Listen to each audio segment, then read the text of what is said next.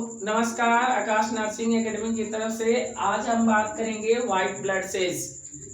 तो एक्चुअली मैंने आपको ल्यूकोपोसिस बता दिया था कल के लेक्चर में। तो अगर हमारे लेक्चर को देखना चाह रहे हैं तो वो हमारे डिस्क्रिप्शन बॉक्स में आप देख लीजिए। तो आज के लेक्चर में हम जनरल पॉइंट ऑफ डब्ल्यूबीसी के बारे में बात करेंगे, जैसे कि डब्ल्यूबीसी होता क्या है, डब्ल्यूबीसी का नॉर्मल रेंज क्या होता है, इसका फंक्शन क्या होता है, इसका डिवीजन क्या है, उसको न्यूट्रो डिवीजन करने के बाद उसका नॉर्मल रेंज क्या है, ये सारा चीज आज के वीडियो में हम डिस्कस कर देंगे। लेकिन आपके सेकेंड वीडियो में हम वहाँ इसका पार्ट 2 भी बनाएंगे हम, जिसमें हम आपको बताएंगे कि अगर डब्ल्यूबीसी का नॉर्मल रेंज से पार कर जाए, घट जाए, बढ़ जाए तो क्या केसेज होता है और उसका सिम्पटम सजी क्या दिखाई देता है, उसका लक्षण सिम्पटम लक्षण होता है, लक्षण उसका जनरली क्या दिखाई देता है और उसको कैसे कंट्रोल करेंगे, क्यों बढ़ता है, क्यों घटता है, ये सारा चीज हम नेक्स्ट वीडियो में आपको इसके बारे में बताएंगे। लेकिन एक्चुअली में इस वीडियो में हम केवल डिस्कस करेंगे डब्ल्यूबीसी होता क्या है और डब्ल्यूबीसी का नॉर्मल रेंज क्या है, डब्ल्यूबीसी का लाइफ स्पान क्या है,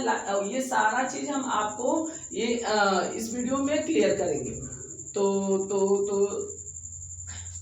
एक्चुअली में चलिए ठीक है, हम आपको यहाँ से आपको इस वीडियो में चलिए स्टार्ट करते हैं। तो आइए हम देर ना करते हुए, हमें काफी लंबे समय तक चलना है, तो चलिए ठीक है स्टार्ट कर रहे हैं। देखिए व्हाइट ब्लड सेल्स को जनरली पॉइंट हम ल्यूकोसाइट के नाम से भी जानते हैं, ये या डब्ल्यूबीसी बोलिए या ल्यूकोसाइट, बात एक ही है। अगर कोई आपसे क्वेश्चन पूछ रहा है कि व्हाट इज ए ल्यूकोसाइट, तो ल्यूकोसाइट नाम सुनकर आप कंफ्यूज मत होइएगा, क्योंकि ल्यूकोसाइट आपके डब्ल्यूबीसी को ही बोला जाता है, या व्हाइट ब्लड सेल्स या ल्यूकोसाइट, बात एक ही है। इसके फॉर्मेशन डब्ल्यूबीसी को हम बताए थे कि डब्ल्यूबीसी के फॉर्मेशन को हम ल्यूकोपोसिस बोलते हैं, वो हमारे रेड बोन मैरो के स्टीम सेल्स में होता है। जनरली हम इसका वीडियो आपको अपलोड कर दिया हो, तो अगर वो देखना चाह रहे हैं प्रोसेस ऑफ ल्यूकोपोसिस, तो हमारे डिस्क्रिप्शन बॉक्स में वो दिया गया है, वो आप उसको देखकर आप क्लियर, जो भी कंफ्यूजन है वो उसे आप क्लियर कर लीजिए। तो चलिए स्टार्ट करते हैं। देखिए WBC generally white blood sales होता है। क्या होता है? एक व्हाइट ब्लड सेल्स जो हमारे एक ब्लड का कंपोजिशन है। क्या है? ब्लड का कंपोजिशन। जिस तरह से हम आपको बता रहे थे ना उधर नेक्स्ट पुराने वीडियो में मैंने आपको बताया था कि ब्लड का जो कंपोजिशन होता है, ये हमारे ब्लड का जो कंपोजिशन होता है, दो कंपोनेंट से मिलकर बने होते हैं। एक आपका प्लाज्मा था और दूसरा आपका ब्लड कार्पसल। तो ब्लड कार्पसल जो 45% था, उसी में आपका 1% आपका डब्ल्यूबीसी भी था। तो एक तरीके से कह सकते हैं ना कि हमारे ब्लड का एक कंपोजिशन है। तो यहाँ पे देखिए ये पार्ट ऑफ द ब्लड है, पार्ट ऑफ द ब्लड। देखिए कह रहा white blood cells are part of the blood, हमारी ब्लड का एक पार्ट है। एंड इम्यून सिस्टम का भी पार्ट है, क्योंकि हमारे इम्यून सिस्टम को बढ़ावा करने में काफी इंपॉर्टेंट रोल किसका होता है? ल्यूकोसाइट का या आपके डब्ल्यूबीसी का। तो देखिए कह रहा है कि and immune system that protect your body, that protect your body from infection। किसे? इन्फेक्शन से। जैसे कि आपका कोई काजुअल ऑर्गेनिज्म या बाहर के फॉरेन पार्टिकल्स आप में अगर पैथोजन, मान लीजिए आपको इन्फेक्टेड कर रहा है या डिजीज कॉज करा रहा है, तो सबसे पहले आपका डब्ल्यूबीसी वहां पे पाई जाएगी। मतलब कि सबसे पहले उस पैथोजन से बचाने का जो काम करती है ना, ये बेचारी डब्ल्यूबीसी होती है। कभी सूस पी नहीं सकते हैं, ये डब्ल्यूबीसी हमारे बॉडी को किस तरह से प्रोटेक्ट करती है। अगर डब्ल्यूबीसी ना हो तो हमारे बॉडी में क्या हाल होगा। तो देखिए कह रहा है that protect your body from the infection, यह किसी भी प्रकार के इन्फेक्शन से हमारे बॉडी को ये बचाने का काम करती है। इसीलिए ये कहा गया है कि डब्ल्यूबीसी हमारे इम्यून सिस्टम का एक बहुत बड़ा कंपोनेंट है, क्योंकि जब पैथोजन हमारे बॉडी से लड़ेंगे तो हमारी इम्यून सिस्टम भी तो बढ़ेगी, क्योंकि इम्यून सिस्टम तभी ग्रो करती है जब हम किसी लार्ज अमाउंट में डिजीज से लड़ने की क्षमता, मतलब लड़ते हैं, तो इससे हमारी इम्यून सिस्टम उस पैथोजन के लिए काफ़ी एक्टिव हो जाती है, सक्रिय हो जाती है, जिसके नेक्स्ट टाइम वो कोई पैथोजन आता है, वही पैथोजन, तो हमारी इम्यून सिस्टम उस पर अटैक कर सकती है। तो इसीलिए कहा जाता है ना, छोटे बच्चों को इन्फेक्शन होना अच्छी बात है, ताकि उसका इम्यून सिस्टम उस पैथोजन के लिए क्या हो जाए? सक्रिय हो जाए। तो देखिए कैलकुलेट देखिए कह रहा है कि दिस सेल्स आर सर्कुलेट, ये सेल्स जो होते हैं generally circulate through your blood stream and tissue.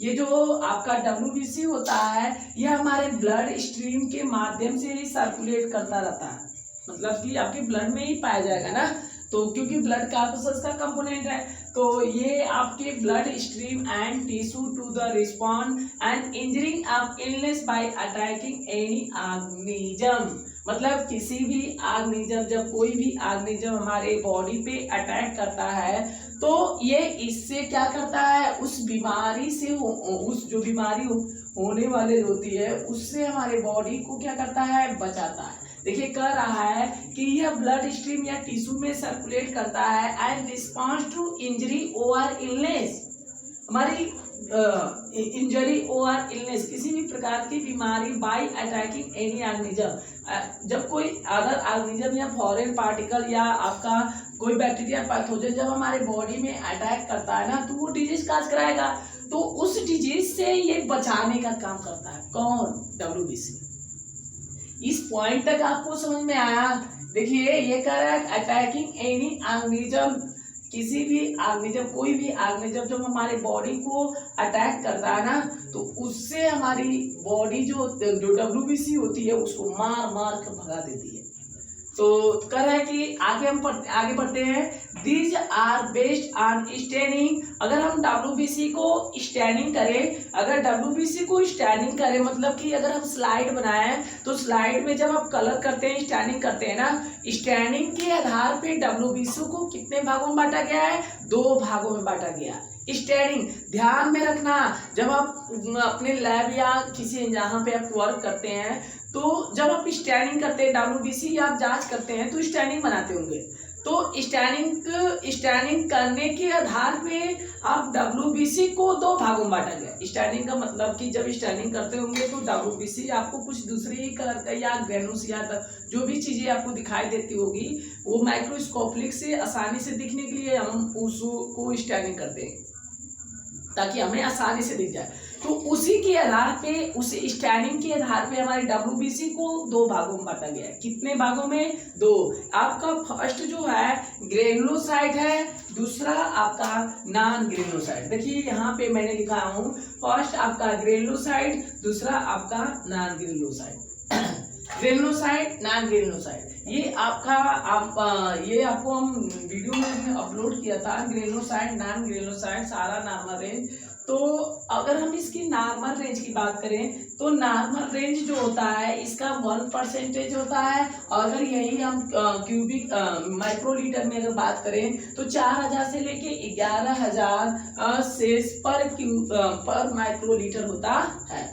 4000 से लेके 11000 सेल्स, 1 माइक्रोलीटर अगर आप ब्लड ले रहे हैं तो उसमें आपको 4000 से लेके 11000 सेल्स आपको दिखाई देंगे।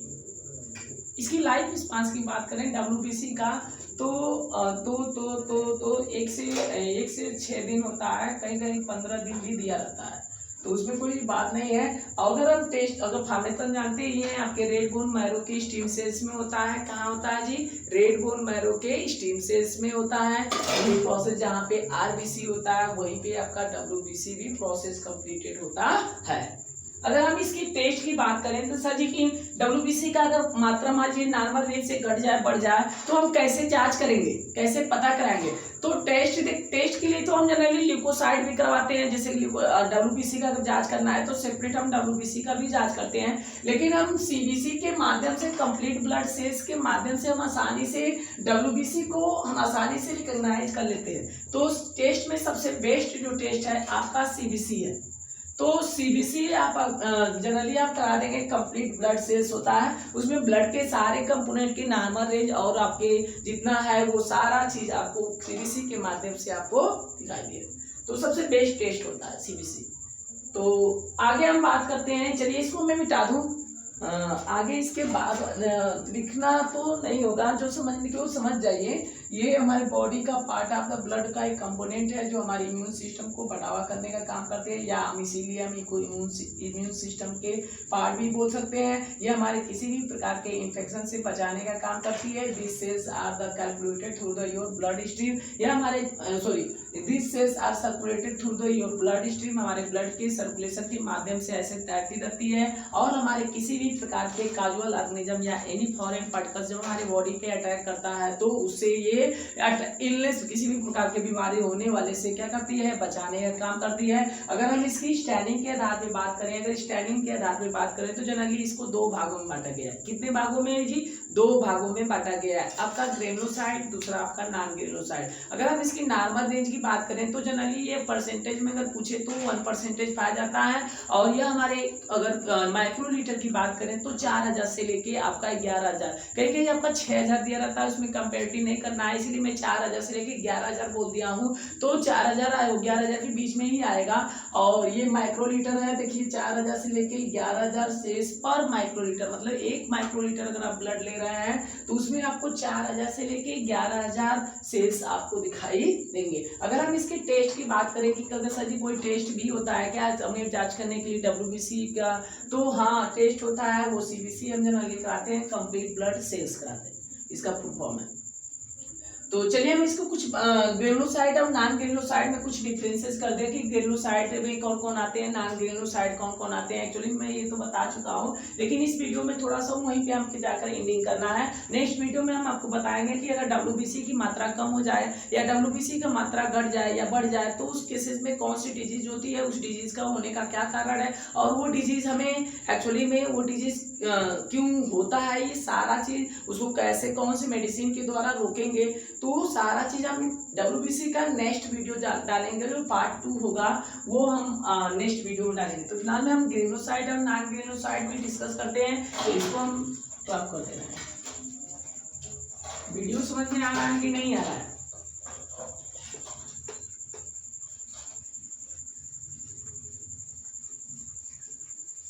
तो अगर हम बात करते हैं कुछ आपके ग्रेनुलोसाइट और नॉन ग्रेनुलोसाइट की, तो ग्रेनुलोसाइट देखिए आपका WBC जो है ये जनरली 2 प्रकार के होते हैं। आपका इधर ग्रेनुलोसाइट में लिख दे रहा हूं,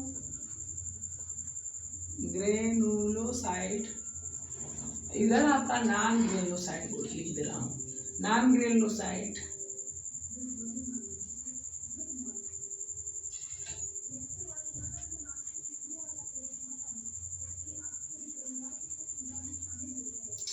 ग्रेनुलोसाइट और इधर आपका नॉन ग्रेनुलोसाइट।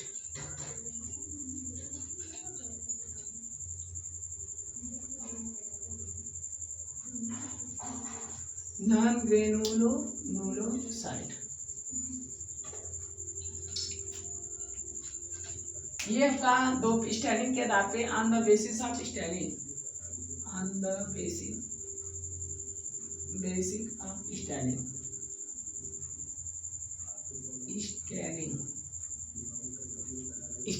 स्टैंडिंग के आधार पे ये WBC को 2 भागों में बांटा गया है, ग्रेनुलोसाइट, नॉन ग्रेनुलोसाइट।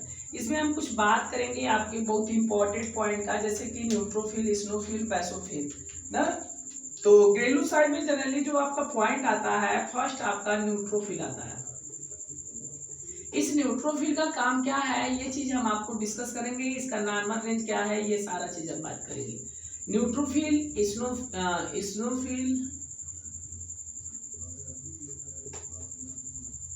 स्नोफिल और इधर आपका बेसोफिल। अगर हम इसकी नॉन ग्रेनुलोसाइट की बात करें तो नॉन ग्रेनुलोसाइट में जनरली आपका 2 होता है, आपका मोनोसाइट, दूसरा आपका लिम्फोसाइट। तो ये चीजें हम बात करेंगे आपका। अगर इसकी हम नॉर्मल रेंज की बात करें तो न्यूट्रोफिल का जो नॉर्मल रेंज आता है, वो हमारा